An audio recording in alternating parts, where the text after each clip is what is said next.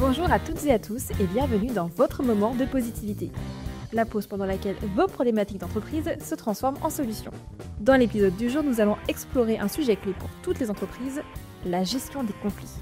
Un sujet qui touche tout le monde et qui, lorsqu'il est bien abordé, peut devenir un véritable levier de croissance et de cohésion.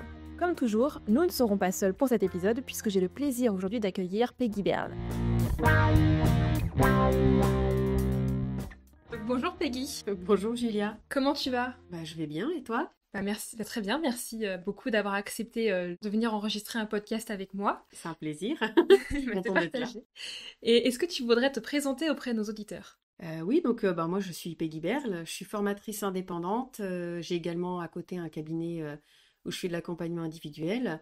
Toutes mes formations sont basées sur l'humain. C'est toutes les relations humaines, les relations interpersonnelles. Il y a un panel assez large, on appelle ça aussi des formations transversales. Ça peut aller effectivement de la gestion du temps, de l'organisation, toute la partie relation client, la partie communication, mais ça va aussi dans la gestion des émotions, gestion du stress. Comme tu peux le voir, effectivement, on est vraiment dans des formations où l'humain et les relations interpersonnelles ont leur importance. Première question que je vais te poser, qu'est-ce que c'est déjà un conflit ? Il y a plein de définitions possibles. Là, l'idée, c'est vraiment d'aller sur la partie formation. Le conflit, ça va être quoi ? Ça va être un désaccord, ça va être un différend, qui est souvent dû à une incompréhension, à une perception différente. Je peux donner un exemple, quelque chose de tout bête au niveau de la perception de la communication. Par exemple, si je te dis « je te rappelle très vite », qu'est-ce que tu entends dans « très vite » ? Rapidement, d'ici quelques minutes, quelques heures peut-être ? Voilà, exactement. Pour une personne comme toi, ça va être dans quelques minutes. Pour moi, ça peut être dans 1 heure ou 2. Une autre personne, ça va être dans 1 ou 2 jours. Donc effectivement, c'est ça. C'est-à-dire qu'à partir du moment où on perçoit une information différente, qu'est-ce qui va se passer ? On peut avoir un désaccord ou en tout cas une incompréhension. Et ça peut générer un conflit. Donc le conflit, c'est un désaccord, c'est un différend. C'est quelque chose où effectivement, on ne va pas forcément avoir soit la même perception, la même compréhension ou le même avis. Et est-ce que tu aurais un moyen peut-être de prévenir ces conflits, de les éviter ? Alors, prévenir les conflits, oui, il y a plein de moyens. Donc, dans la prévention du conflit, la première chose, c'est, si on est au travail, c'est la condition de travail. Forcément, plus on se sent bien au travail, moins il y a de conflits. Donc là, si on parle par exemple même de conflits internes, ça va être aussi même vis-à-vis du client. Plus on se sent bien au niveau du travail, ça peut être l'équilibre vie perso, vie professionnelle, ça peut être un cadre de travail agréable, ça peut être avoir ne serait-ce qu'un bon casque, tout simplement. Des petites choses comme ça à mettre en place, en fonction aussi de la typologie de poste. On ne va pas avoir les mêmes conditions de travail si on est dans le bâtiment que si on est en relation client commerciale ou si par exemple on est dans le médical. On peut prévenir les conflits, vu que c'est le cœur de mon métier, c'est la connaissance de soi. Mieux on se connaît, plus c'est facile. C'est pour ça que toutes mes formations ont une grosse partie de connaissance de soi. L'idée c'est quoi ? C'est de connaître son fonctionnement, connaître ses réactions, connaître aussi ses limites. Ça c'est hyper important. Jusqu'où je suis prêt à aller face à un client, face à un collègue ou moi dans ma façon de fonctionner, sa façon de communiquer. Plus on se connaît, plus c'est facile de dire « Ah oui, je fonctionne comme ça ». Et la connaissance de soi va avec quoi ? La connaissance de l'autre. D'abord on se connaît et après on apprend à connaître l'autre. Donc ça va aussi avec la perception, c'est-à-dire que on va se connaître, on sait comment on fonctionne, mais on va aussi comprendre que l'autre fonctionne différemment, ou peut-être de la même façon. Donc le conflit en fait en milieu pro, oui. Ça va surtout pour toi en fait être lié à l'environnement et à la connaissance de soi, c'est-à-dire que l'environnement va jouer aussi un grand rôle dedans. Alors, il y a l'environnement, il y a la connaissance de soi, la méconnaissance de soi d'ailleurs. Il va y avoir aussi plein de choses extérieures, notamment par exemple, je vais prendre l'exemple d'une relation client. Le client souvent il a déjà acheté quelque chose, il appelle une relation client. Oui, mais peut-être que la problématique a été détectée, ou en tout cas la compréhension était dans un autre service. Donc il y a aussi la connaissance des différents services, de savoir comment tout le monde travaille et de travailler au maximum en partenariat, en collaboration dans une entreprise. Donc si je vais résumer un peu tes points, il y aurait la condition de travail, oui. La connaissance, méconnaissance de soi, oui. Et la connaissance, méconnaissance des autres. Et le point commun à tout ça, c'est la communication. Moi, mes formations, je les appelle pas gérer le conflit. En général, c'est plutôt prévenir le conflit. Mais plus de 80% des conflits vont être prévenus avec des méthodes de communication adaptées. L'écoute active, tout ce qui est savoir-être, la connaissance de soi et la connaissance du fonctionnement de l'autre. Je sais que tu as pas mal travaillé sur cette recherche de la connaissance de soi et des autres, notamment à travers le profil MBTI. Mhm. Il y a aussi d'autres méthodes comme DISC. Est-ce que tu pourrais m'expliquer un peu ces deux méthodes pour un peu situer qu'est-ce qu'elles peuvent permettre et comment est-ce qu'on pourrait l'utiliser en monde pro? La méthode DISC, moi je la pratique pas en tant que telle parce que je ne suis pas certifiée. Il faut une certification pour pouvoir le faire, mais je sais qu'il y a d'autres formateurs qui le font très très bien. On appelle ça, souvent il a d'autres noms, hein, mais en gros le DISC, c'est à travers quel profil de couleur je peux être en termes de communicant. Alors on va parler de rouge, bleu, vert, jaune. Alors on n'est pas que bleu, que vert, que rouge. On a plein de nuances, mais ça permet quand même de définir son style de communicant, mais aussi le style de communicant de ses collègues et des personnes autour. La partie MBTI, donc le MBTI va permettre à la fois de comprendre comment on fonctionne, comment on réagit par exemple en période de stress, comment on réagit au conflit, comment on communique. Donc ça va permettre d'avoir une bonne connaissance de soi. C'est un point de départ pour mieux communiquer. Exactement, comme le disque. On comprend comment on fonctionne. Je peux donner un exemple, Bien sûr. notamment sur le disque. J'interviens dans une entreprise où, dans leur cursus de formation, sur 1 ou 2 ans, ils passent tous à un moment donné le disque.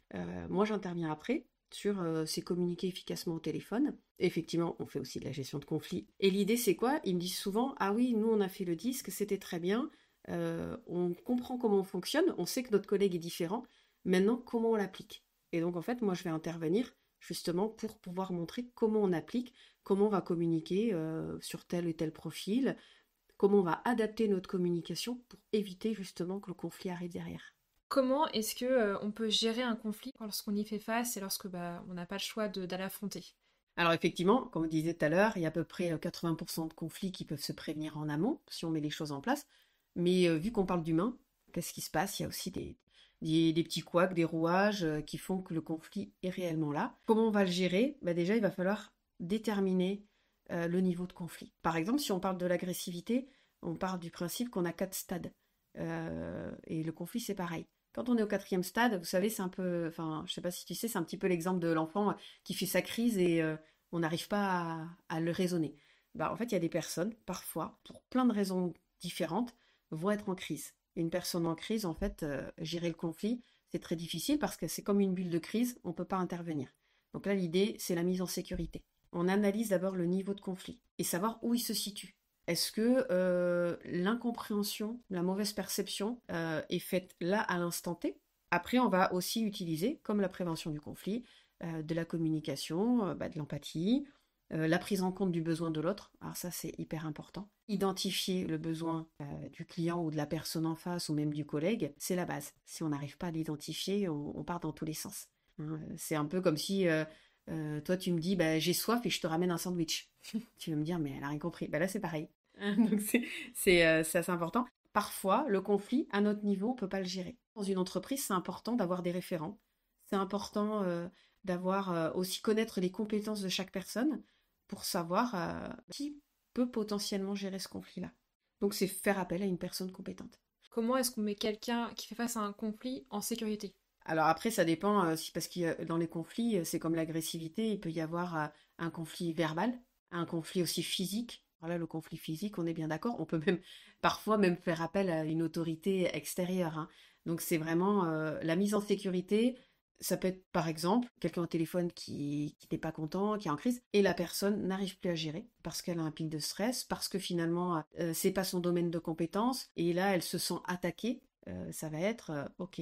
La personne va faire une pause et va pouvoir déléguer. Et la mise en sécurité, elle va se faire que la personne puisse aussi libérer un petit peu les soucis. Parce qu'il y a ça aussi, si la personne elle a été stressée par un appel, si on la laisse en l'état, qu'est-ce qui va se passer? Le prochain appel, ça va être pire. C'est-à-dire que le déclenchement du stress va se faire bien avant. Pour chaque conflit, il y a des solutions, mais elles seront en interne ou pas. Est-ce que tu aurais des outils qui permettraient de pallier et de prévenir plus efficacement les conflits? Alors, des outils, plutôt des formations, tu veux dire? Ouais, l'important c'est de déterminer comment on peut prévenir le conflit. Ce qui peut être intéressant, alors moi par exemple en tant que formatrice, j'aime analyser, J'ai une vision organisationnelle parce que j'ai travaillé 14 ans dans la banque et dans le milieu de l'entreprise. Et effectivement, en tant que formatrice, quand je viens former des collaborateurs, parfois sur un sujet qui n'a rien à voir, hein, ça peut être la gestion du stress ou autre, je détecte parfois des petites problématiques organisationnelles. L'idée, ça serait peut-être que si des conflits, ou s'ils veulent éviter un conflit, c'est de faire intervenir une personne, comme là, un centre de formation, comme avec Adecom, ou le formateur, pour pouvoir déterminer ensemble ce qui fonctionne. Parce que c'est vrai que ça, j'en ai pas beaucoup parlé, mais dans la connaissance de soi, mais là c'est pareil dans l'entreprise, on fait d'abord un point sur ce qui fonctionne. Parce que c'est à partir des éléments qui fonctionnent qu'on va pouvoir améliorer le reste. Parce qu'il y a toujours plein de choses qui fonctionnent. Et ça, on oublie.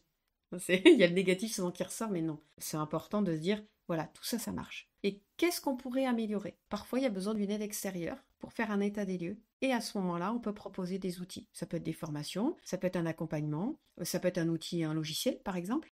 Donc, c'est des petites choses qui peuvent être mises en place. Parfois, c'est beaucoup plus gros. Tout dépend à quel moment on arrive dans cette prévention du conflit. Le tout, en fait, c'est d'expérimenter et de tester les choses et de jamais abandonner sur une situation qui paraît désespérée. On est d'accord. Il n'y a jamais de situation désespérée. Si c'est pas réglé en entreprise, ça peut être réglé en extérieur. Quand vraiment ça va très loin. Il y a toujours une solution dans la gestion du conflit. Merci beaucoup, Peggy, pour toutes tes réponses et pour ta bonne humeur et ta jovialité. Je vais avoir une dernière petite question un peu bonus que je pose à tous nos formateurs et à tous nos invités sur le podcast. Donc, tu connais bien Adecom maintenant, tu t'es baladé plusieurs fois dans nos locaux, et tu sais bien qu'on aime mettre des noms de films ou des noms de personnages de films sur les portes. Est-ce que toi, tu aurais un film, justement, qui t'aurait marqué dans ta carrière, ou un personnage, une citation, auquel tu penses de temps en temps quand tu dois justement former tes stagiaires, ou même dans ta vie en général, peut-être? Alors, moi, j'utilise souvent une phrase, je dis toujours « tout est possible ». Donc, c'est pas un film. C'est pas un film. C'est pas forcément une citation. Tout est possible. Je m'en suis rendu compte parce que j'ai fait aussi des formations sur valoriser son image professionnelle, donc pour l'insertion au travail à un moment donné. Et des stagiaires m'ont dit « Ah, c'est marrant, tu dis toujours tout est possible ». Donc, j'ai commencé à accrocher des petites illustrations avec tout est possible. Et tout est possible, ça veut pas dire que oui, on peut tout faire. Mais c'est juste, si on le veut, on peut mettre en place des choses pour que ça se réalise. Merci beaucoup, Peggy. Bon, eh bien, moi, je vais proposer dans ce cas-là un film. Le premier qui me vient à l'esprit, ça serait peut-être La loi du marché. C'est un film français qui suit le quotidien d'un vigile dans une grande surface. Donc évidemment, il est confronté à plusieurs situations plutôt conflictuelles et assez complexes. Il doit constamment en fait arbitrer entre plusieurs parties et plusieurs points de vue. Et dans un autre registre, je vous propose le film Le Stratège. Là, on change totalement de point de vue. On part sur un film à l'américaine avec du baseball, du sport. On suit ici un entraîneur de baseball américain qui manage une équipe avec peu de moyens, mais qui veut malgré tout remonter dans le classement. Et donc pour ça, il va faire appel aux statistiques. Donc dans ce film, ce qui va être intéressant, c'est de suivre justement les deux points de vue. Le point de vue un peu à l'ancienne où les entraîneurs pensent que les meilleurs joueurs et l'argent permettent aux équipes de monter haut dans le classement et donc de faire des victoires. Et une autre un peu plus moderne où on va justement en fait se reposer sur les statistiques et sur les mathématiques. Moi, c'est un film que j'ai beaucoup apprécié, donc je vous le conseille si vous ne l'avez pas déjà vu. Et en plus, les acteurs jouent très bien. En tout cas, merci encore une fois, Peggy, pour tes réponses et pour le temps que tu as passé avec nous à nous partager ton expérience et tes expertises. Nous arrivons malheureusement déjà au terme de ce 4e épisode. J'espère que vous avez passé un bon moment en notre compagnie, comme toujours, et que vous aurez fait le plein de connaissances. Bien évidemment, n'oubliez pas que chaque organisation est unique, et qu'il vous faudra sans doute adapter ces conseils à votre propre contexte. Alors soyez curieux, testez de nouvelles choses et analysez les résultats. Et surtout, très important, mettez la communication au cœur de tous vos raisonnements. On se retrouve le mois prochain pour un nouveau thème passionnant et un moment de positivité. À très bientôt!